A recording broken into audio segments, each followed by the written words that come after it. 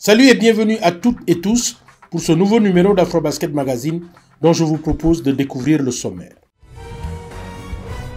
Nous vous ferons le bilan de l'Afrobasket Angola 2025 qui vient de prendre fin à Luanda. Ensuite, nous vous proposerons le portrait du MVP de la compétition. Enfin, nous vous ferons découvrir un jeune joueur camerounais qui découvrait la compétition. Ça y est, c'est fini. L'Afrobasket 2025 en Angola a connu son épilogue à Luanda, une compétition qui a été indécise jusqu'au bout. Malik Daho pour le bilan.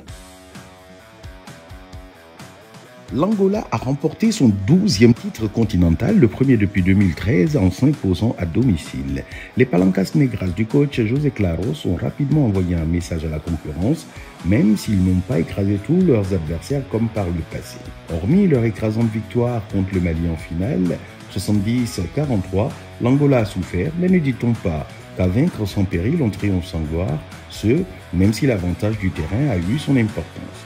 Remember the crowd that not only the ones that they are coming to the games, the ones that they are all the time following the national team like any other part in the world. Une défense solide, quasi imperméable, a permis aux Angolais d'asseoir leur stratégie d'usure physique et mentale sur leurs adversaires. Et quand ça coinçait en attaque, ils avaient en leur lutin Tchilde Dundao, le joueur qui les tirait systématiquement d'affaire, grâce à ses 16 points de moyenne par match. Le tout dans une Quilamba Arena chauffée à blanc, preuve que ce pays demeure une vraie terre de basket. Bien que dominé dans de grandes largeurs en finale, le Mali a écrit l'histoire de son basket en remportant pour la première fois la médaille d'argent de l'Afrobasket. C'est une performance inouïe, venant ainsi récompenser les efforts de formation de la fédération. Les Kanouté Sirima, Oumar Banou, les jumeaux Fousseini et Hassan Dramé, rescapés de l'épopée de la Coupe du Monde 2019 en U19, rejoints par d'autres jeunes de qualité comme Aliou Diarra et Mahaman Koulibaly, ont montré toute la vitalité et le potentiel de la balle au panier au Mali. Quand on pense que 3 semaines auparavant, l'équipe féminine s'était aussi hissée au même rang lors de l'Afrobasket féminin, il n'y a pas à dire, l'avenir est radieux pour ce pays. Je suis fier de cette place qu'a occupé mon équipe. Je suis fier de la débauche d'énergie que ces enfants ont fait montre du début de la compétition à maintenant, de match en match. Donc je ne suis pas déçu. Venu pour remporter la compétition, le Sénégal s'est contenté de la médaille de bronze, la faute sans doute à un jeu trop inconstant, misant sur la réussite au tir de sa paire d'arrière, Branco Badio et Jean-Jacques Boissy. Le manque d'impact offensif des intérieurs s'est cruellement fait ressentir. Le Cameroun avait les moyens de faire un grand tournoi, notamment avec la présence du joueur NBA Yves Missi et un roster dont la profondeur laissait présager une meilleure place. Cependant, la défaite controversée en demi-finale contre l'Angola a ruiné les chances des Lions indomptables. Le Nigeria, après un excellent premier tour, s'est effondré, certainement à cause d'un manque de préparation collective que les performances individuelles mais irrégulières de Josh Okoji, toujours NBA qu'il soit, n'ont pas pu masquer. L'Égypte a montré de belles choses sur le plan tactique, certes, mais le staff a eu du mal à gérer les 4 jours sans match qui séparaient la fin du premier tour et les quarts de finale. Le Cap-Vert, à force de tirer sur ses cadres, a fini par casser. La Guinée a réussi l'exploit de battre le Soudan du Sud, mais même si Alpha Diallo a montré qu'il était un vrai joueur d'Euroleague, comme une hirondelle, il n'aura pas réussi à faire le printemps guinéen. Quant à la RDC, la Côte d'Ivoire, le Soudan du Sud et le Rwanda, ils devront absolument revoir leur copie. La Tunisie est pour sa part en reconstruction, tandis que Madagascar est en construction et a remporté le prix du fair play.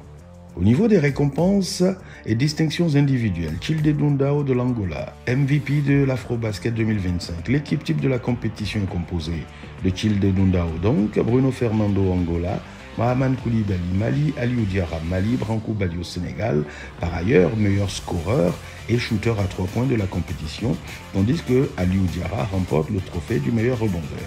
Au vu de la qualité de cet Afrobasket, on en vient à se poser la question de savoir si les 4 ans d'attente avant la prochaine édition ne seront pas une éternité. Tout au long de la compétition, un joueur a crevé l'écran. Et de Namib à Luanda, on scandait déjà son nom pour le titre de MVP. Mika Slam Dunk nous en dit un peu plus. L'Angola est de retour sur le toit de l'Afrique. Un retour au sommet pour l'un des géants historiques du basket africain, porté tout au long du tournoi par un homme, Cheilt Madalino Fortuna Dundao. Le meneur angolais de 27 ans, élu MVP de la compétition, a brillé par sa régularité, son intensité et son leadership. Sur l'ensemble des 6 rencontres, il affiche des statistiques solides. 15,7 points, 5,8 passes et 2,3 rebonds de moyenne. Dès le match d'ouverture, le temps était donné. L'Angola surclasse le Liban 85-53 avec 12 points et 6 passes pour Dundao en 28 minutes. Puis vient la Guinée, balayée, 84-68. Encore une prestation pleine de maîtrise pour le meneur, auteur de 13 points et 4 passes. Mais c'est lors du dernier match du groupe, face au redoutable Soudan du Sud, que la lumière se braque définitivement sur lui. Dans un duel intense, il porte son équipe dans les dernières secondes pour une victoire arrachée 66-64. Il termine avec 12 points et 8 passes, clutch au moment décisif.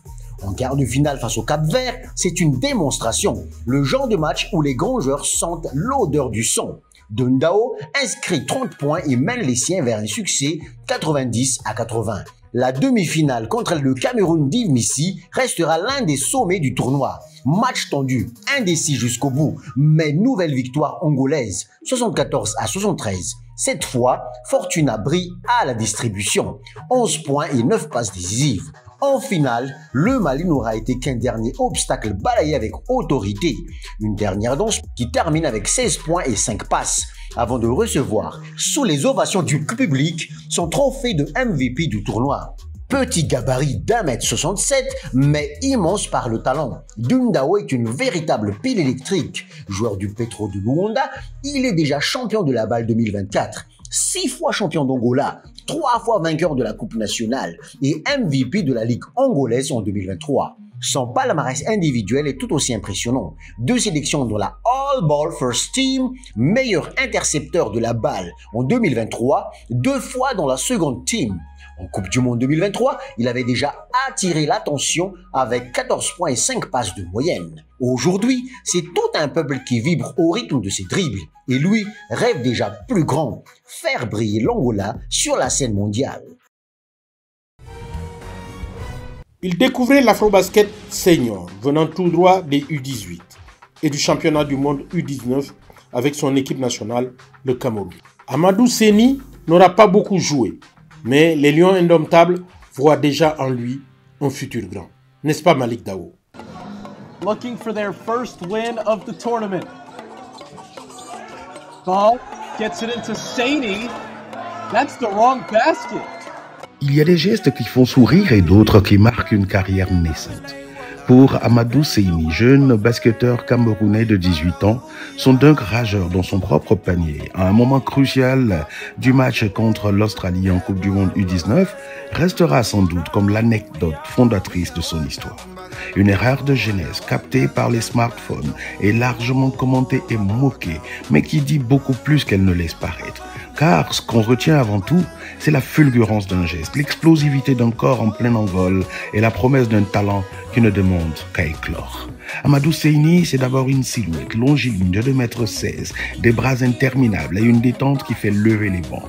À l'entraînement, ses coéquipiers savent déjà qu'il est capable de monter plus haut que tout le monde. Ses entraîneurs, eux, parlent d'un diamant brut, un joueur qui déborde d'énergie et dont les qualités athlétiques rappellent celles des grandes pointures.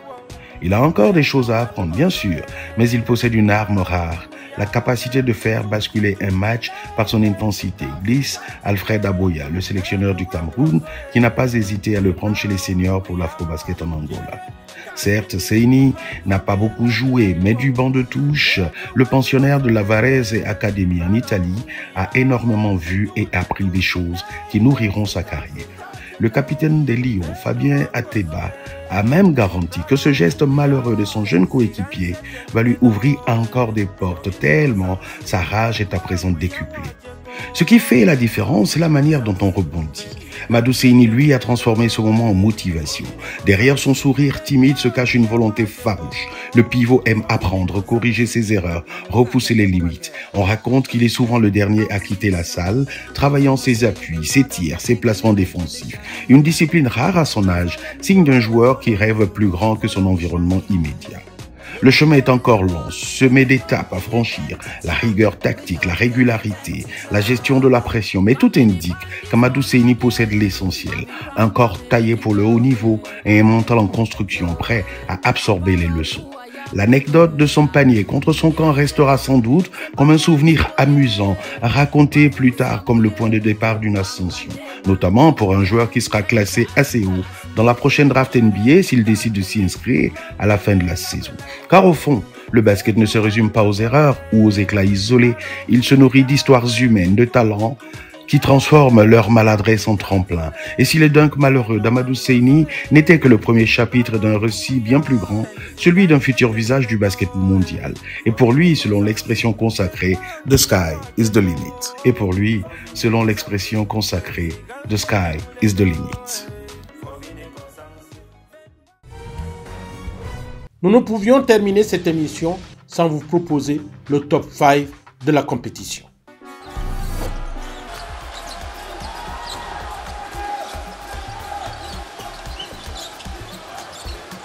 A 9-0 run for the Tigers. And oh my goodness, Houston Rockets, we have liftoff. Are you kidding me? What a finish there from Koji. It's been the Baji block show, but Koji, the ferocious dunk.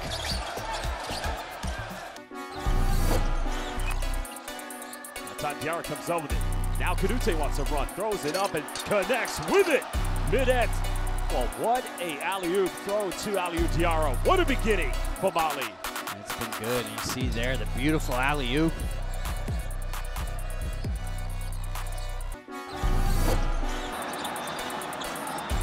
Time on the clock, not a shot you want. Well, there's a lob. Are you kidding me? The king of Angola elevates, connects. What a big-time alley-oop by Bruno Fernando. Gardner trying to get back. Well, here we go. Here we go. Good night, coach. That is Cameroonian Showtime fast break basketball. Oh, it's a great pass there. Mute climbing the ladder for the finish. Here's the alley-oop. Mute El.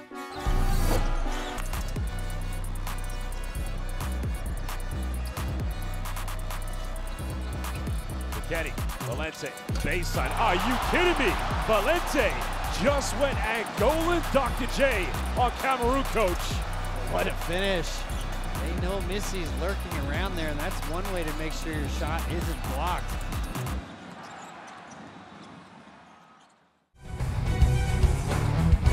Voilà, Afrobasket, c'est fini. Restez fidèles à la suite de nos programmes. Au revoir.